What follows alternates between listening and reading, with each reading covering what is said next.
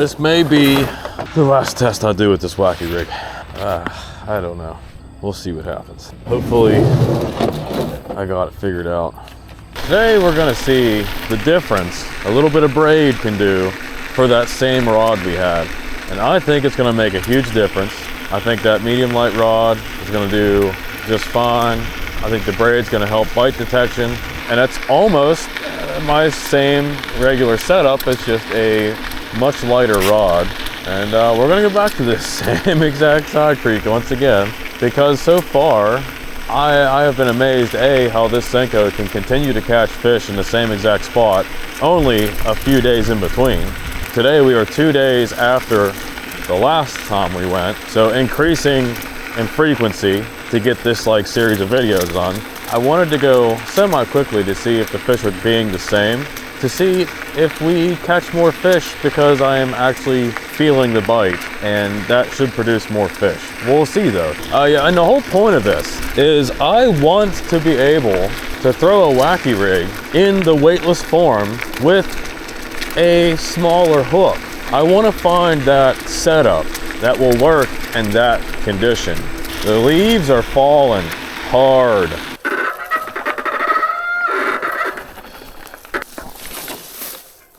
We only have one heat shrink tubing, so hopefully I don't lose it. Thought I had more in the bag. Apparently I don't. So get her centered up real quick.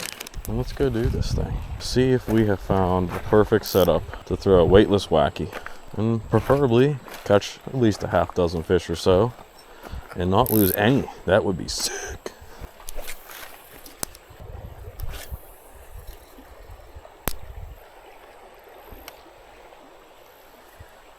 But that was a fish. He came off and took my Senko. That was a good fish. He must have ate it as soon as I pulled up. Interesting. Well, how's that for a outlier? There's where that waiting time comes in that I'm not very good at. Well, I mean, in my defense, he really probably didn't eat it until I was basically gonna reel it in. We have more Senkos, so I'm not too worried about that. And he probably didn't feel the hook, so maybe we can get him to eat another one. It's good we have action already though. Yeah, as I was reeling in, he decided to eat it and just stole the Senko. That normally doesn't happen with a net either though. We're gonna try across the way again. Actually, we might walk down this way a little bit. That's a bite and nothing happened. Interesting. That felt completely like a bite.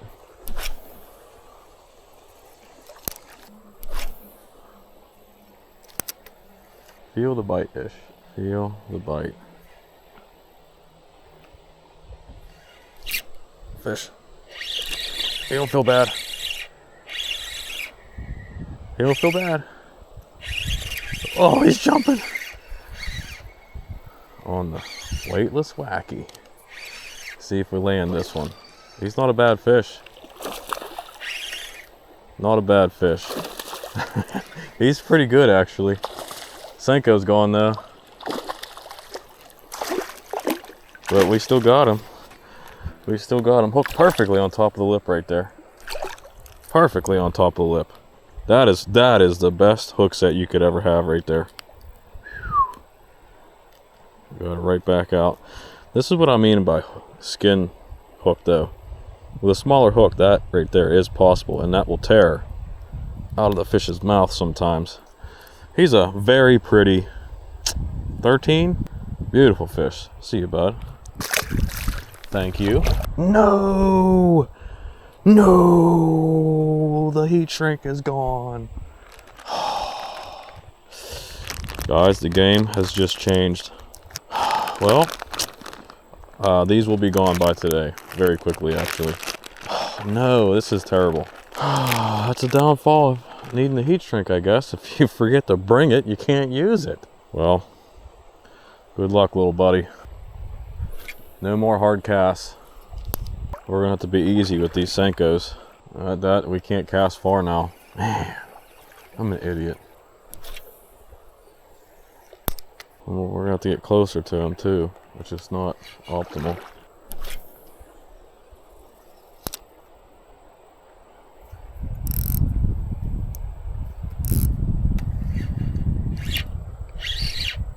fish does not feel big or it's giant. It's just gliding. Just a little bit of head shakes. Keep my Senko, bud. Keep my Senko. Ooh, what are you? Big or small? Not big. Oh, he's not bad though. Okay, bud. Okay. Senko's still on the line. I can't believe it. That's another one. We're 2 for 2. Uh-oh. This guy. See, this is what I'm saying about waiting. He's down in the gullet. Just leave him in the water. We gotta go back and get the pliers. Let's see.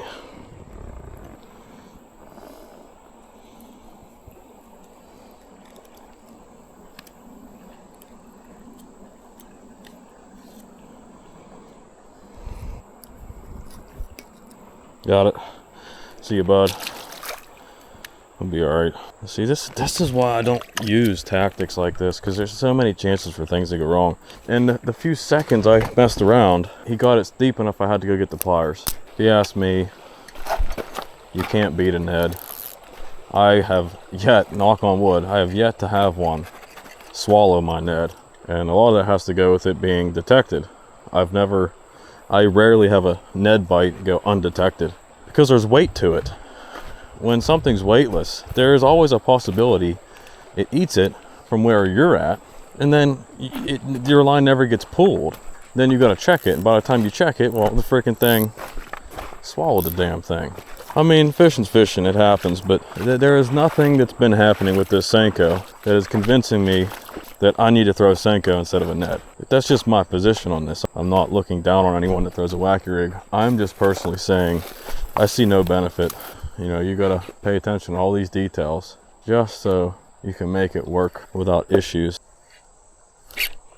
That is not a fish, apparently. Casting this with caution, as gingerly as I can, to get as many casts as possible out of this, because we know we don't have any heat shrink now.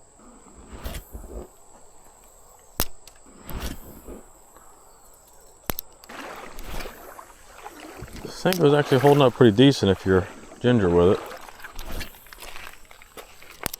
Yeah, we are getting quite a few casts out of it. I had more confidence with the heat shrink tube on it though. I don't know why we're getting snags so bad. That's a fish.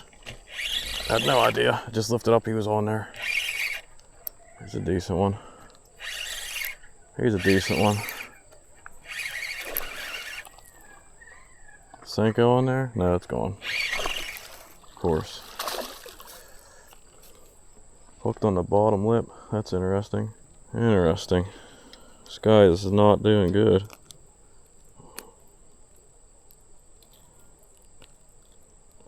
He's got like herpes or something. Could be from getting caught. I don't know. See you, bud. Well, Senko's going on that one. It's in there for something else to eat. Alright. Another Senko. I mean, fishing in the same area multiple times. Yeah, it's not, how do I explain this? You know, some people could look at it like, why are you going back and beating that same hole up? Those poor fish. I don't know that the fish that were here a week ago are still here.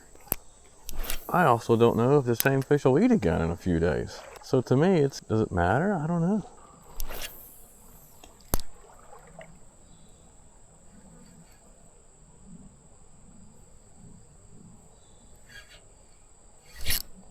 Okay, he was swimming off with it.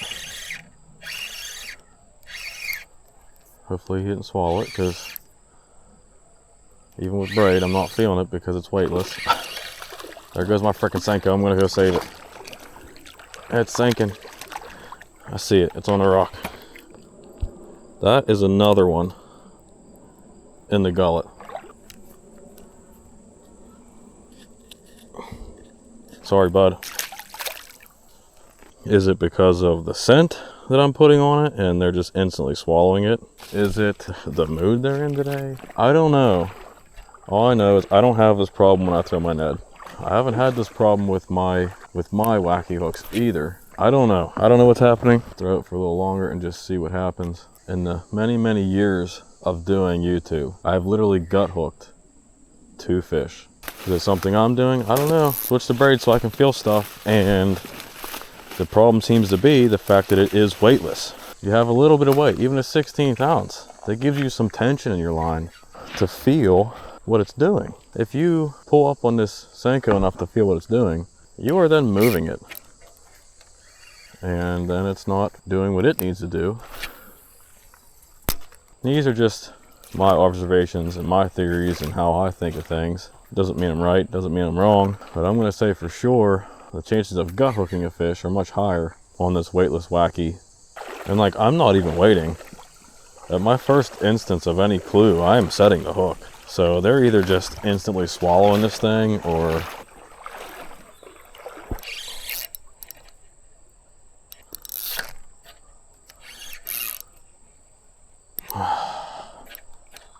oh, got it out. She's hanging on for now. A hook in a smallmouth's gullet. I don't know for sure, but I have been told it's not a death sentence. There's one. Just dunked that in the scent, instantly got 8 again. He's fighting hard. I set the hook almost instantly on this guy. There should be no reason why he would ever be gut hooked. Yeah, I felt the bite, everything. This is a nice one. This is a nice one. Bud, calm down. Got him. Hooked perfectly. Another little 13 or so. See you, bud. Yeah, maybe we just had a few that were over eager enough to just choke it down instantly. Man, there's a part of me that just doesn't even want to show this stuff, because there are some evil people out there that aren't going to understand and are going to want to see me hung for doing what I just did. And of course, it could be prevented if I didn't go fishing today, but it also could be prevented if I threw a Ned. Snag. Am I even going to be able to get over there? Of course not. We got 2 Senkos left. Oh, this is a guy with a little piece of straw. Let's use that to our advantage and just skin hook it. All right, we're going to go to the river.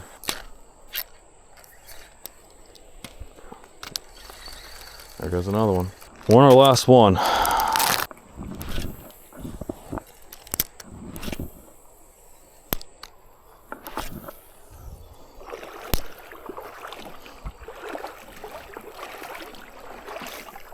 Big fish. Maybe. No, he's not big. Oh, and he came off. So, there you go. It was a good hook set and everything. Still lost one. Interesting.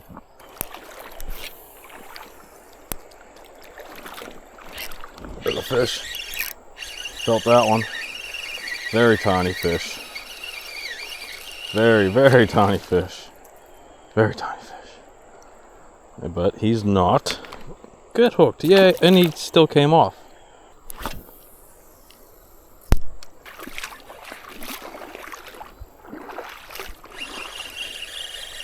The hell? Fucking swimming towards me the whole freaking time. Little fish. See you, bud.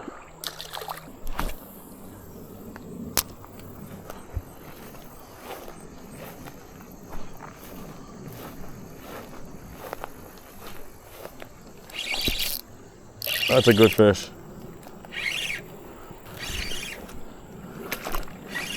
Let's go out here. This is a good fish. Very good fish. Just head shaking. Oh. Loosen up just a little bit. This is a big fish. Is this a drum? This is a good fish. Oh, I don't know. This is a good fish. This is a very good, this has to be a drum. I think it's a smallmouth. This could be a freaking giant. Ooh. Okay, maybe he's not as big as I thought. I'm not used to this light rod maybe, but he's a big one. He's a big one. Hook good, Senko's gone. This is a good fish. Yeah, very good fish. Good fish. All right. Let's get a weight on him, huh? Got him unhooked. He's a heavy one. Oh, almost lost him. I'm not left-handed. 220. Maybe a 16 and a half. I don't know. Another good one on that weightless wacky rig. Beautiful fish. Oh, thought he was going to be bigger than he was. I think it's just because I have that light setup and I'm not used to it. We didn't catch a whole lot, but we did catch some, and we still caught a good one. You know, time is progressing, things are changing, and fish are doing different things. Kind of glad we're getting out of here before dark this time. Well, I think the new setup works well for a wacky rig.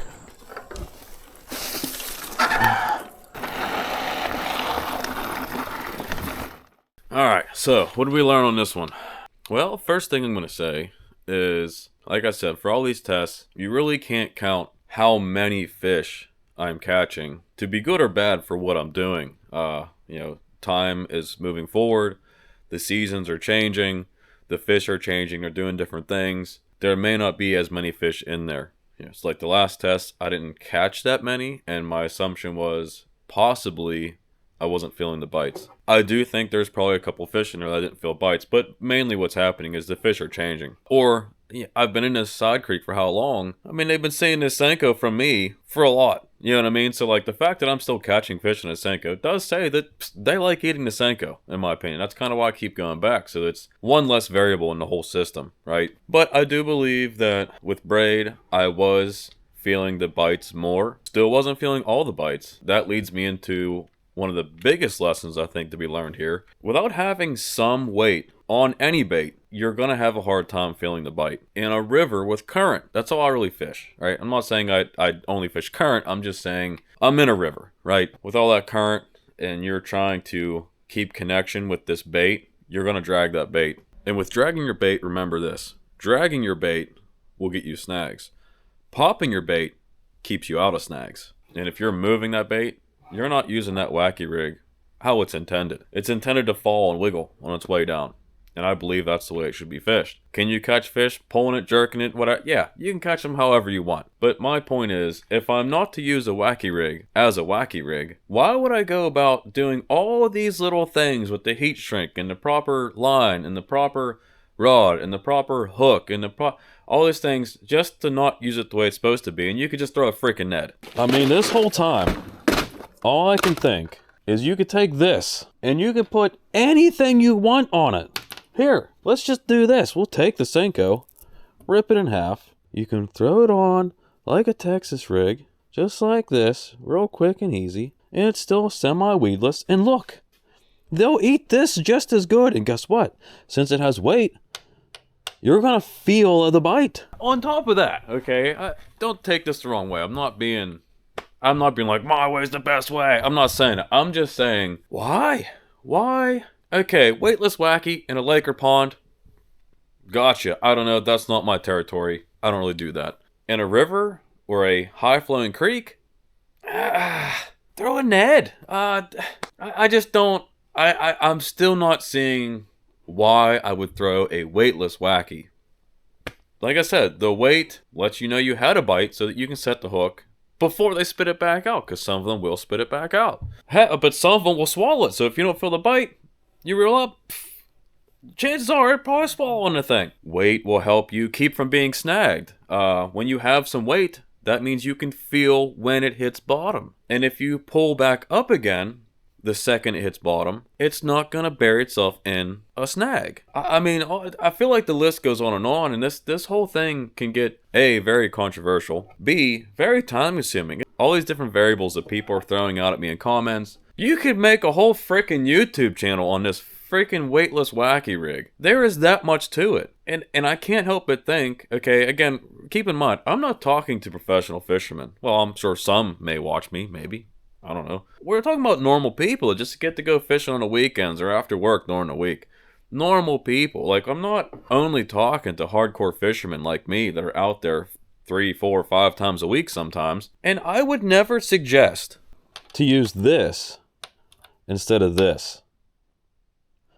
As a beginner or intermediate, or someone who just wants to go catch some fish, I cannot suggest to you to throw a weightless wacky. Maybe you think the weightless wacky will catch you more fish.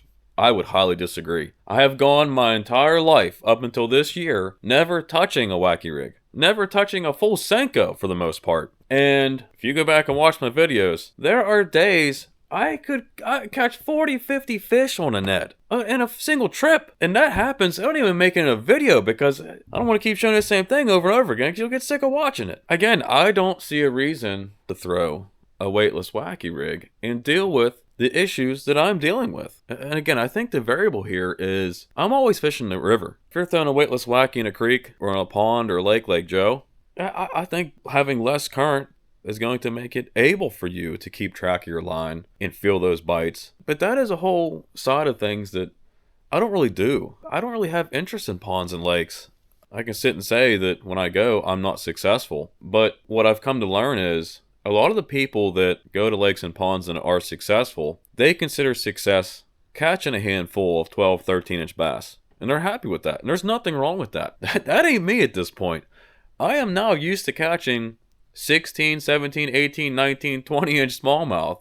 Only one 20-inch smallmouth. I don't want to make it sound like I'm fooling myself. I don't think I ever caught one. Why would I choose to just go to a lake and pond? Well, it's relaxing. So I understand. I get it. It's relaxing. The river is not really always relaxing, but that's why I like it. It's exciting to me. It's craziness. It's current. It's this and that. Don't hit a rock. Don't flip your boat. Make this cast in here or it's too late. I love that kind of stuff. I love the excitement and you have to do it now, go, and do this and that. I like that. Sometimes I like to just go and relax, but one of those days I just want to go and relax. I actually go do what you're saying. I hop on a bike, go down the bike trail. Half the excitement for me is going down the bike trail. And then I get to just bank fish in a side creek. That's awesome. But in these instances, like I said, I don't think the weightless wacky is really meant for what I'm doing here. To me, it actually seems wrong. I mean, you're fighting it. And, you know, if you're fighting it and you can't feel bites, there's a chance of gut hooking fish. You know, there's 2 fish that got hooked deep. I got it out, and they're probably going to be fine. But it still sucks because to me that tells me, well, had I waited a split second longer, it'd have been deep enough I couldn't get the hook. And okay, let's go back to the weight thing, right? Because you guys are saying, well, I want a weightless wacky because it has that nice, natural, realistic float down, real nice and slow, and they love that. Absolutely. Absolutely, you're right. But this is why so many river people use Z-Man. And again, I'm not trying to be a spokesman for Z-Man. I'm just explaining to you that a floating soft plastic is essential here because here's what happens. It solves all the problems I just talked about. So, okay, think about it, right? If you add weight to a regular Senko, that thing's going to drop like a rock because it already is a sinking bait. Well, that's why I use a Z-Man with this because the Z-Man floats. Especially if you knock some of the salt out of it, it floats pretty heavy. In which case, if you throw it on just my 16th ounce weighted wacky hook, you get that natural slow fall presentation. Everyone seems to be going with the actual Senkos because they sink better than the rest. So you can throw a weightless hook on it, right? But what I'm saying is throwing a weighted hook is a benefit in many ways. I think that being weighted actually directs a hook into the fish's mouth in a proper way and helps you hook up with them because the weight falls behind when they vacuum it up. And so you get all the benefits of a weighted rig that I just got done talking about, and you keep a lifelike presentation. If I'm going to run a wacky rig, it's going to have to be the Z-Man with the 16th or 8th ounce wacky hooks that I pour. I mean, you can still get weighted wacky hooks anywhere else. I'm not trying to force it on you. But yeah, I could go on. I have a whole bunch of other rods and lines I can try to make this weightless wacky work better or whatever. I don't want to go down that road. So I think I'm just going to go back to my normal videos on the river, doing my thing. To hit on the topic of braid real quick, a lot of people are asking me. I use 10-pound braid, 10-pound floral leader, and I attach those two with a Albright knot. Might be called an Alberto, I don't know. When I look them up on YouTube, the same knot is done under the same name. So like either people are making a mistake of the name or whatever, but I think it's the Albright knot. Works good, right? And then you can use your Palomar or whatever you like. But here, since this is at the end of the video, to me, the real ones watch the whole video, so I want to give away a piece of information that I've been holding on to that me and Mike learned last year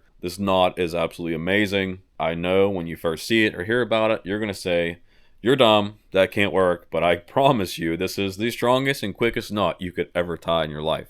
Works great with fluoro. In my opinion, it works great with giant fluoro. It works great with anything. It's the quickest knot, unbelievable. And so for my hook knot, me and Mike have learned off of Doug Yough, the owner of PA Fly Co., which is a fly shop, taught us the double Davies knot, which is what I and Mike have been using like this whole last year. So in the future, I might make a video of that. Maybe I'll put a link in the description if I can find the original video to watch. The double Davies knot. It is the fastest knot you can ever make. The other benefit is if you get good with it, you have no tag you have to cut at the end. But here's another interesting thing about the double Davies knot. Going back to my leader knot, the Alberto knot, great knot, used it for years. It always was strong enough that I broke at my terminal so that I got my leader back and I could just retie until that leader got short enough I had to retie a leader. This double Davies knot has been so strong that I would say 40 to 60% of the time, you will break that Alberto knot and lose your leader.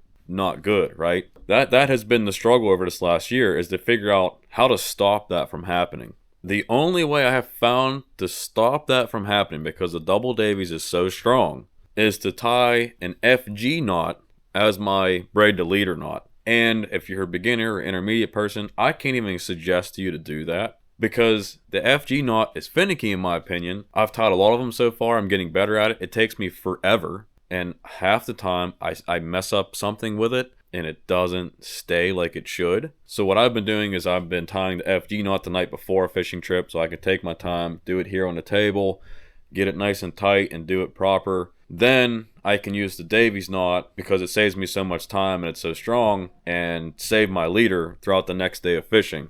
And then sometimes. So this balance is going back and forth. So if you choose to use a double Davies, your options are to sometimes lose your leader or tie the FG knot, which is kind of complicated and time consuming, and I can't make it in the boat. I have to do it on my table. A lot of stuff I just got done talking about. I really feel like most people, again, never watch the whole way through, and the real ones do. And so hopefully, if you guys look into that, I'll leave some links in the description that'll help you out and blow your minds, because it's changed my way of fishing and gets me back out there after a snag way quicker than I could ever imagine. So thanks for watching. Hopefully you enjoy. I'll see you next time.